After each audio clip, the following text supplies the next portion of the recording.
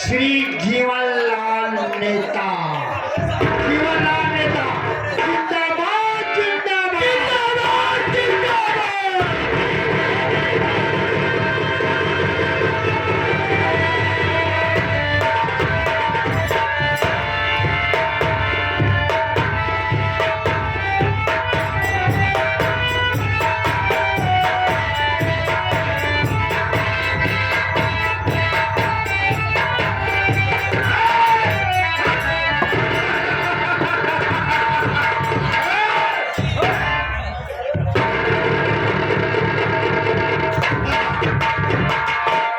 दोस्तों जय श्री राम। जय श्री राम।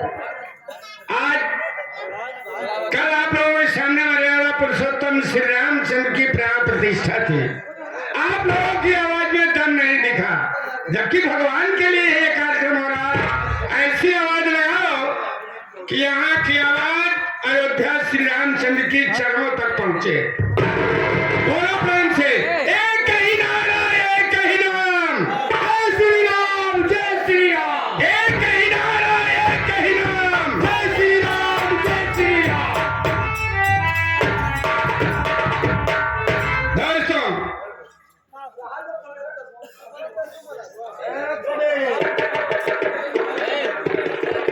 आज की सभा के अध्यक्ष महोदय, मंच पर पधारे नेतागण, आई हुई जनता जनार्दन, सबसे पहले तो मैं आप लोगों से हाथ जोड़कर क्षमा चाहता हूँ। क्षमा इस बात के लिए दोस्तों, मैंने आपकी जनसभा में 11 बजे पहुंचने का समय दिया था, लेकिन मुझे 2 घंटा लेट हो गया। कारण यह रहा संतलाल, जब हमारा हेलीकॉप्टर दिल्ली से उड़ान भरा तो उसमें कुछ तकनीकी कमी आ गई, जिसके कारण मुझे लखनऊ में उतरना पड़ा। उसके बाद आप लोगों के बीच में पहुंचा हूं। दोस्तों आप लोगों ने इस क्षेत्र से मुझे 2 बार विधायक बनाया है, तीसरी बार चुनाव सर पे आ गया है और आप लोगों के बीच में मैं फिर खड़ा हूं। ऐसा ही नहीं, पूरी उम्मीद रखता हूं कि इस बार भी आप लोगों का वोट मुझे ही मिलेगा। दोस्तों आप लोग तो जानते हैं कि पहले का जमाना चला गया। पहले लोग चुनाव लड़ते थे जनता की सेवा करने के लिए। अब समय बदल गया, जमाना बदल गया। अब चुनाव जनता की सेवा नहीं रह गया है, चुनाव एक बिजनेस बन गया है। बिजनेस बन गया। अरे आप वही सोचिए, जब एक छोटा ग्राम प्रधानी का चुनाव होता है तो लोग 8 लाख 10 लाख रुपए लगा देते हैं और गांव वालों की लॉटरी लग जाती है। कोई 1 महीना जम के शराब पी के उड़ देता है, कोई गांजा पी के उड़ देता है, अंडा खा के लोग उड़ देते हैं। बचे खुचे लोग 1500 रुपए में बिक जाते हैं। आप ये बताइए, जब आप 1500 रुपया लेके वोट देंगे, शराब पी के वोट देंगे, तो आपको नेताओं से काम कराने का कोई अधिकार नहीं है। मैं भी वही एक नेता हूं और मैं 2 नेता हूं। चुनाव जीत जाने के बाद देखता हूं जिस दल की सरकार बनती है उस दल में घुस जाता हूं, अपनी पार्टी छोड़ देता हूं और मंत्री बन जाता हूं। अरे मेरे तो कारनामे बहुत है दोस्तों। मैंने सड़क का ठेका अपने आदमियों को दिलवा दिया, गिट्टी नहीं डलवाई, केवल काली पन्नी बिछवाकर फोटो खिंचवा लिया और सरकार का पैसा हजम कर दिया। अरे जब 50,000 रुपया लाख लगा के चुनाव लड़ूंगा तो 5 साल में 5 करोड़ कमाने का दम भी रखता हूँ। ये इलाका मेरा है, ये इलाका मेरा है, यहाँ मेरी ही चलती है। ये इलाका मेरा है, यहाँ मेरी चलती है, मेरी पहुंच है दिल्ली तक, हुकूमत भी दहलती है। जय श्री राम, जय श्री राम। दोस्तों, मैं कहीं दूर का नहीं, आज जिला प्रयागराज गंगा उस पर ग्राम दगवा का रहने वाला हूँ और मेरे परिवार में मेरी धर्मपत्नी है जिसका नाम चंपा नेताइन है और भगवान की कृपा से एक बेटा है। लेकिन क्या बताऊं, क्या तकलीफ बा? पेट्रोल पंप मेरे पास, कई बसें हैं, ट्रक है, लेकिन परमात्मा ने ऐसी औलाद दिया कि वो दिमाग का कम है। सारा धन दौलत बेकार है। लेकिन इसके बावजूद मैंने अपने बेटे सुरेंद्र की 4 शादियां की। तो घर भरिया हुई, यही तो बात है। बहू एक भी घर में नहीं है। 4 बिया करा, बहू एक कम नहीं। हाँ, वो कहाँ गए सब? दहेज कम मिलने का कारण मैंने अपनों बहुओं को जला के राख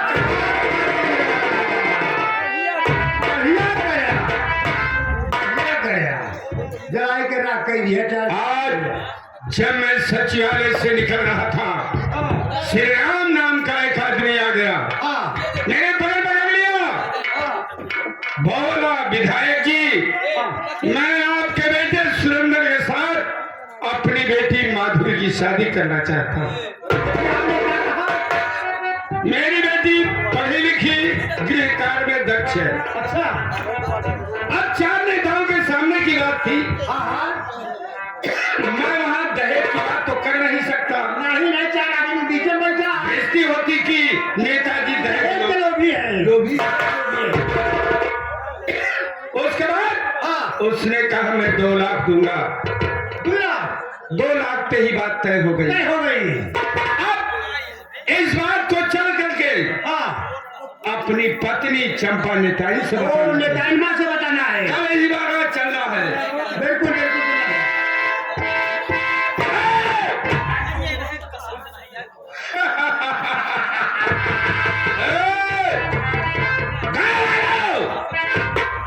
याद रखो, अगर मुझे चुनाव न जिताया तो चुनाव जीतने का तरीका मेरे पास है।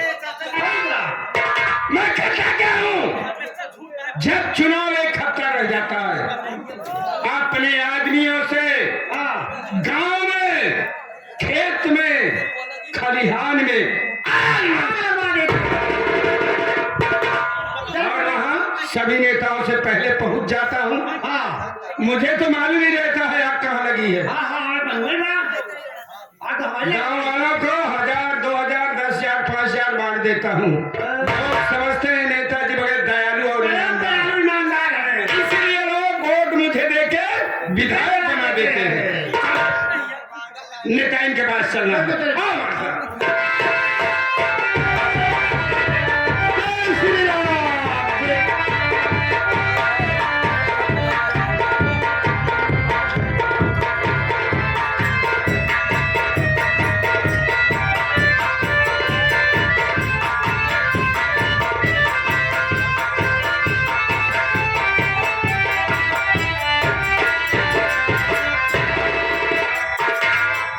इस मेला कमेटी के मेला अध्यक्ष, जितने भी पदाधिकारी हैं, समस्त ग्रामवासी और दूर दराज से आए हुए दर्शकगण, सभी को मैं हाथ जोड़कर प्रणाम करता हूँ। साथियों, आप सब मेरा परिचय लीजिए। मैं चौबुका का रहने वाला हूँ और मेरा नाम क्या है। साथियों, मैं भेड़ागुड़ा का रहने वाला हूँ। मेरा नाम महेश कुमार है। घर में बाबूजी थे, बाबूजी का नाम श्री राम था, माता जी का नाम श्रीमती सीता देवी था। एक छोटी बहन है, मेरी बहन का नाम कुमारी माधुरी है। मेरी बहन माधुरी शादी योग्य हुई तो हमारे बाबूजी मेरी बहन का रिश्ता ढूंढते ढूंढते गांव दगवा पहुंच गए। गांव दगवा के महाराज के घर पहुंचे, उनसे रिश्ता तय किए। रिश्ता 2 लाख पर तय हुआ बाबूजी। बाबूजी ने आकर मुझसे सारी बातें बताए कि बेटा मैं तेरी बहन का रिश्ता तय कर लिया हूँ।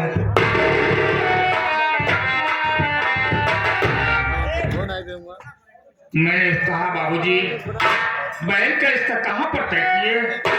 तो बाबूजी ने बोले बेटा मैं गांव दगवा जीवन लाल नेता के बेटे जिसका नाम सुरेंद्र है। मैंने कहा अच्छी बात है बाबूजी, रिश्ता 2 लाख पर तय हुआ, लेकिन दुख मुझे इस बात का है बाबू कि शादी का दिन करीब आ गया।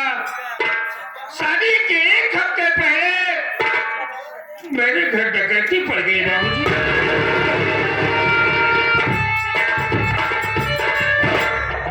बाबूजी ने डाकुओं का पैर पकड़ कहने लगे कि बाबूजी ऐसा मत करिए, मेरी बेटी की शादी पड़ी हुई है।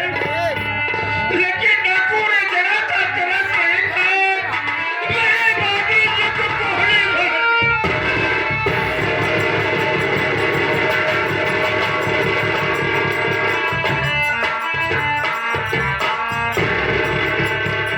मेरी माँ चौंक कर उठी। मेरी माँ भी हाथ जोड़कर कहने लगी बाबूजी ऐसा मत करिए कि मेरी बेटी की शादी पड़ी हुई है, 1 ही हफ्ता बारात आने को है। लेकिन बाबूजी डाकू ने जरा सा मेरी माँ को ऊपर तरफ नहीं खाए, मेरी माँ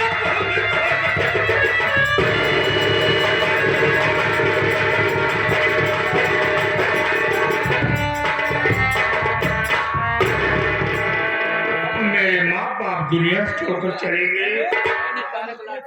कल परसों बारात आने को है, पास में एक भी पैसा नहीं है। करूं तो क्या करूं, मेरे को समझ में नहीं आ रहा है। मेरा एक साथी है जिसका नाम संतराल है, थोड़ा उससे भी राय सलाह ले लो, हो सकता है कुछ सहयोग मिल ही जाए मेरे भाई।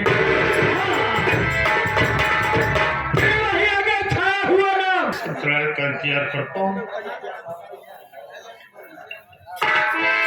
हाय भैया मेला मालिक। राम राम मेरे भाई। भैया आपके आंखों में आंसू, आपका चेहरा मुरझाया हुआ, इस उदासी का कारण चाहता हूँ मेरे भाई। संतराल मेरे भाई।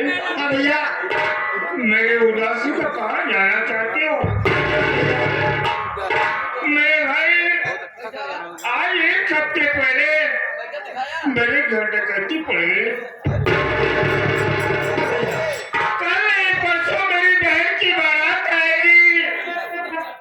यहाँ तक कि मेरे बाबूजी और मेरे माँ को डाकुओं ने गोली मार दिया।